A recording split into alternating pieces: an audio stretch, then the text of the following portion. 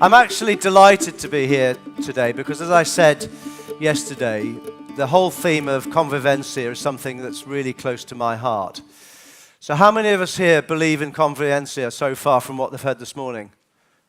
Anybody believe in it? I can't hear you. Right, there's a few. I think we've got a bit of work to do, haven't we? So I want to come here today because I believe in Convivencia. I believe in people coming together, people talking, people finding collective solutions to global problems together. And talking and dialogue is far better than arguing and fighting, is my experience as I've gone through the world. So I love to be here because I hopefully can share some of your experiences. The trouble with me was I was a very late believer because I had to rely on my experiences to get myself to a point where I believed. I'm hoping that all you guys are going to be very early believers because you're going to be given the examples, given the experience of others, which will allow you to believe in the concept of Convivencia a lot earlier than I did, which then allows you to make a difference in the world throughout your life as opposed to getting to the grand old age of governor and suddenly deciding that there's actually something that's really rather special in togetherness and dialogue. Because effectively, achievement in the world that I've experienced predominantly comes from that experience as opposed to by any foresight or anybody coming up with the ideas themselves. We all learn from others. And if you can't see, you can't be, and if you can't hear, you can't heal, is my first deduction to offer you. So let's share some experiences so we can all leave, and we can all learn, and we can all believe and move forward. So what I'm going to do, and what Rama asked me, was just give you a few of my experiences that showed me the value of reaching out and talking. And my first experience, like all of ours, goes back to when you're a kid and you're in a family. And I had a great family. I was taught what was good, what was bad, what was right, what was wrong. I was taught how to respect. I was taught how to love. But what I wasn't taught is I wasn't taught to reach out. And my parents were very protective of myself and my sister. So I didn't learn about my family until, sadly, my parents had passed away because they didn't tell us about them. And through the internet, I got contacted by more members of my family after my mother and father had died because they kept us cocooned in this really small world. And they also protected us from the challenges and differences of the world. And my mother was very protective of my sister to the point that she felt very isolated from her friends at school because my mum didn't recognize a lot of her friends as being the same as her, so she kept her away from them. My poor sister ended up having anorexia because of that, because she lost confidence. She wasn't part of the group. So my point there is that actually, even if you come from a loving background, the key thing for yourself and for others is to reach beyond your immediate environment. Reach out into that world where you have to learn how to love, and you learn how to actually contribute to things being good and counter things that are bad. I didn't suffer so much of that protectionism because my parents sent me to boarding school at the grand old age of 9. So after saying that I came from a very loving family, the fact they sent me away at 9, you could actually probably question that deduction. There was a very good reason, and I don't begrudge them that. But because I went to school at 9, I ended up having to do the first year twice. And you guys might be able to empathize with this. Is there anything worse in the world than going through the first year with all your buddies, and then when you come back to start the second year, you find yourself back in the first year again, and all your buddies have gone to the second year? I felt completely distraught. I felt completely cut off. I was frustrated with my parents who sent me early. I was frustrated with the people the teachers who'd made it happen. I was frustrated and saddened that my friends wouldn't talk to me anymore. And the guys who I'd just met in the first year again, I wouldn't talk to them because I was better than them and I'd been through the year. And I felt very vulnerable. And at that age, I felt what it was like to be, again, a bit like my sister, to be outside the group. And in future years, I understood that vulnerability of somebody feeling out of the group made me very susceptible, and luckily it didn't happen to me, to either something like a mental illness like anorexia, or somebody who wanted to manipulate me, radicalize, turn me into a bad person. I would have been very vulnerable because I was outside the group. So again, I learned the fact that actually by being in a group, being connected in a group, stops us as individuals being vulnerable from bad influences. I then joined the Royal Marines, failed the initial interview, but didn't give up. Third lesson, never give up. But I got into the Royal Marines, and one of the Royal Marines' key values is humility. Humility is often seen, I think, by many as a weak word because you're humble. You're down here, you're carrying. You're not projecting yourself forward. It's actually one of the, from my book, the strongest human characteristic. Because if you're humble, the first thing is you're not arrogant. You connect with everybody. You're interested in talking to everybody. It's not all about me, it's about you. And that makes you naturally a person who reaches out. And why is that important? Because it gives you the opportunity to learn from others, to become a believer, because you listen to other people's experiences. You value what their contribution to your school, to your country, to the world. And that allows you to bring all those capabilities in together to work with you for the greater good.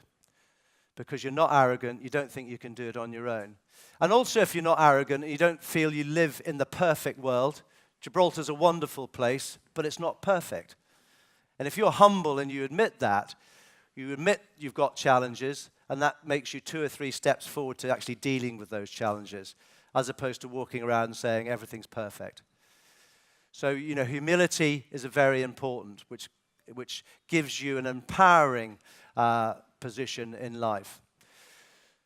The main experience that I had in the Royal Marines was when I was the British Forces commander out in Afghanistan in 2011 to 2011 through to the beginning of 2012. So about six years ago. I'll just share with you 3 experiences in that journey.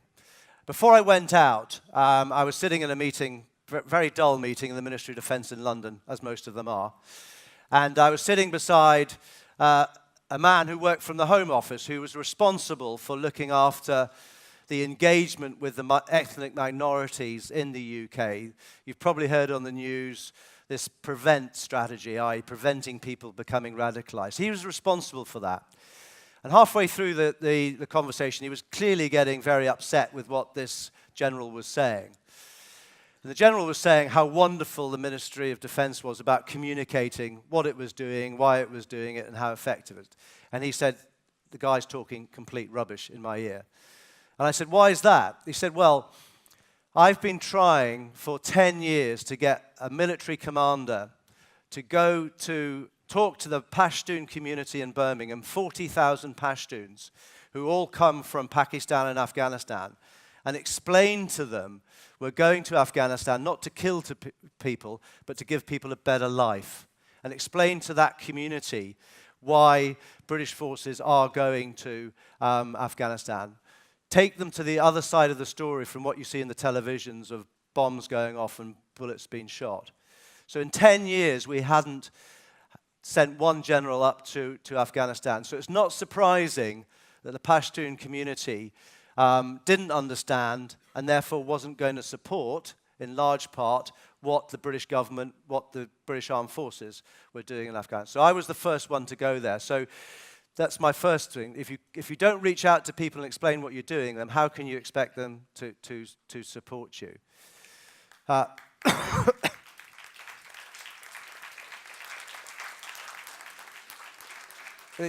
The second experience was that we were given a lot of money in Afghanistan to do development projects. And one of the big mistakes was that we actually decided where all these development projects were going to be. Building schools, putting water in, developing roads. We decided it. We went into a country where we'd never been before, and we decided where we'd do it. Well, not surprisingly, 9 times out of 10 we got it wrong, in the wrong place. And I was talking to a tribal elder in the Calais through an interpreter, because sadly I never learned a language, which we should all try and do. But he's explaining to me that water in Afghanistan, we were talking about building wells. There's nothing more important in Afghanistan than water. The whole of life revolves around water, where you get it, who controls it, and what it's used for.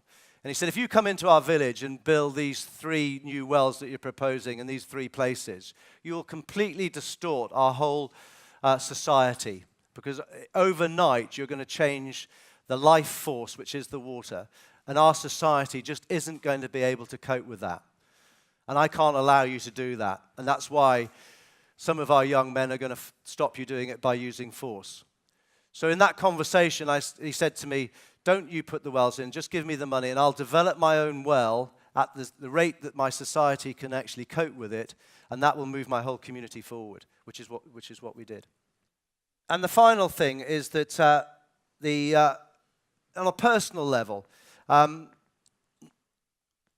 Marine Dino Mead was the first Marine to be killed during my tour.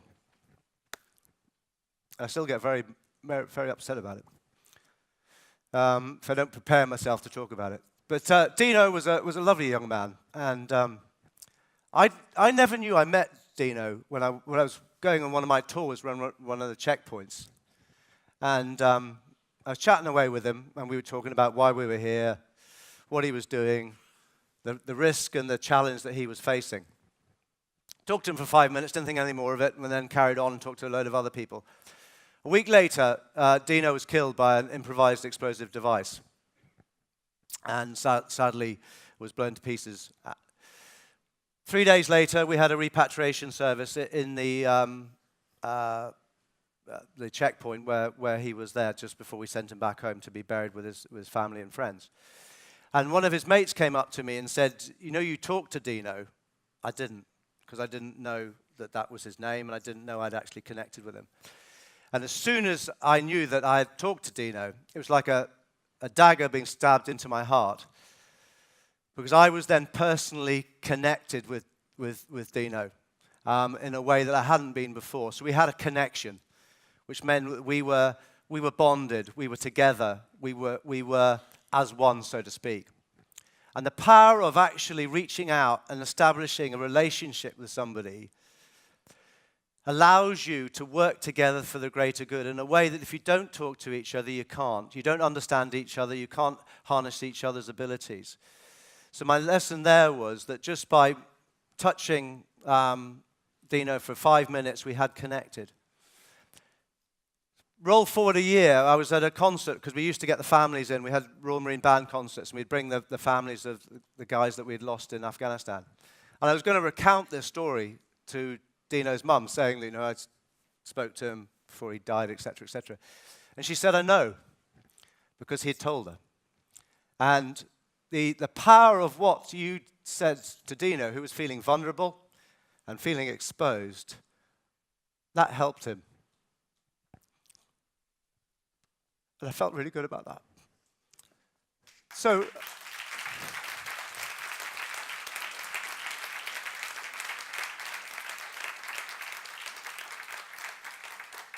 my point is, reaching out to people matters. It changes lives. It makes people stronger. It makes people able to do what they need to do.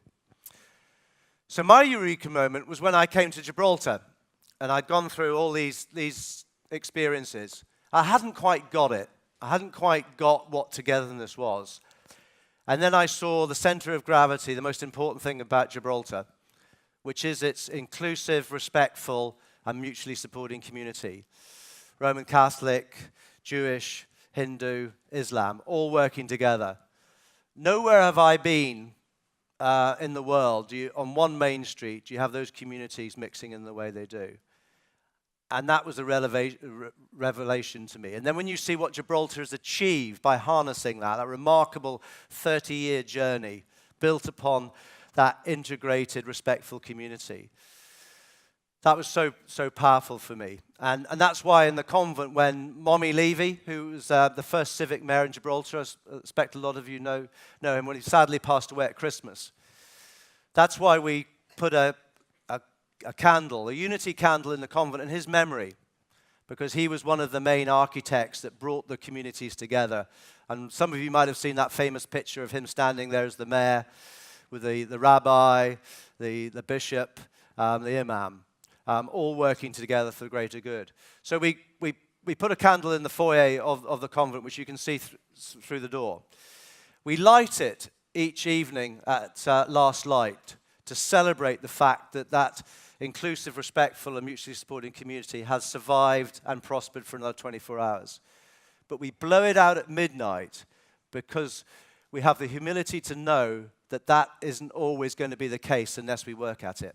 So we blow it out to signify the challenges of working together across the faith divide, the race divide, the neighborhood divide, the generational divide, to keep Gibraltar's community together. Because we all have a choice. You guys have a choice. You know, we can either live in fear and division, or we can live together in hope. And I know that the latter, through my experiences, is the far better place to be. And I encourage you to embrace Convivencia and make sure that you live together in hope, because that's going to make the world a better place. Thank you very much.